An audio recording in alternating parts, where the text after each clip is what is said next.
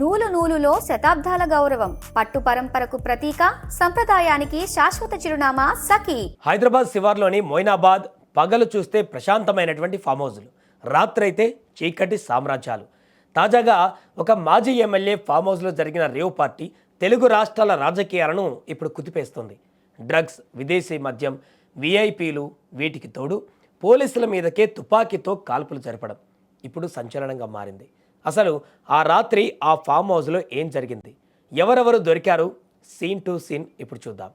శనివారం రాత్రి సరిగ్గా 8 గంటల సమయం ఖరీదైన లగ్జరీ కార్లు ఒక్కొక్కటిగా ఆ మాజీ ఎమ్మెల్యే ఫామ్ హౌస్లోకి చేరుకున్నాయి.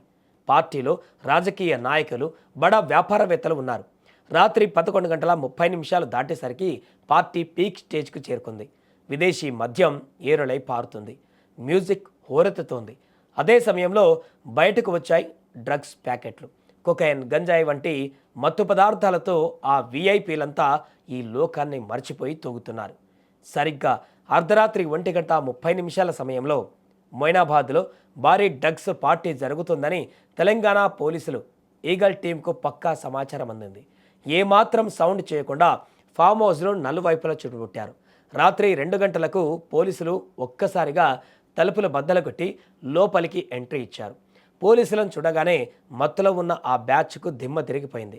ఎస్కేప్ అయ్యేందుకు కొందరు పోలీసులపైన దాడులకు దిగారు. కట్ చేస్తే ఆ చీకట్లో ఒక్కసారిగా తుపాకీ మోత. ఫామ్ హౌస్లో ఉన్న ఓ వ్యక్తి తన రివాల్వర్తో గాల్లోకి కాల్పులు జరిపాడు.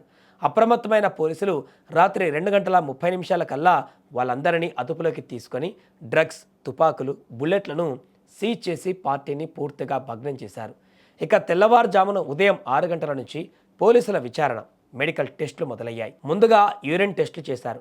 ఈ టెస్టులో ఏపీకి చెందిన ఒక ఎంపీకి నెగిటివ్ అని వచ్చింది. కానీ పోలీసులకు డౌట్ వచ్చి మధ్యాహ్న సమయంలో బ్లడ్ టెస్టులు చేయించారు.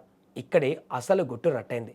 బ్లడ్ టెస్టులో ఎంపీతో పాటు మరో 6గురికి డ్రగ్స్ పాజిటివ్ అని తేలింది. ఒక సిట్టింగ్ ఎంపీ డ్రగ్స్ కేసులో అడ్డంగా బుక్ అవ్వడం 2 రాష్ట్రాలలో ఇప్పుడు అగ్గిరాజేసింది. మొత్తానికి మొయినాబాద్ ఫామ్ హౌస్ కేంద్రంగా సాగుతున్న డ్రగ్స్ దందాకు పోలీసులు చెక్ పెట్టారు. కానీ ఇందులో ఇంకా ఎంతమంది బడాబాబుల హస్తం ఉన్నదన్నది తేలాల్సి ఉంది.